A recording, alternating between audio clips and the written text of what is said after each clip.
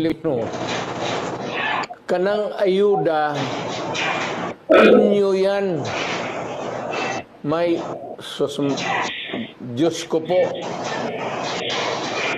walang tao dito sa Pilipinas o milyonaryo man o bilyonaryo na magbigay ng pera baski 1 peso sa inyo. Walang taong magagawa ng laro na yung mga mayaman. Yung binibigay ng mga politiko, milyonaryo man o mahirap, hindi nila pera yan, pera ninyo.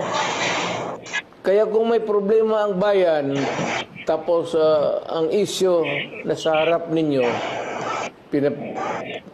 you are made to choose in either referendum or plebiscite. Maawa naman kayo sa anak ninyo, future generation. Isipin ninyo yung problema.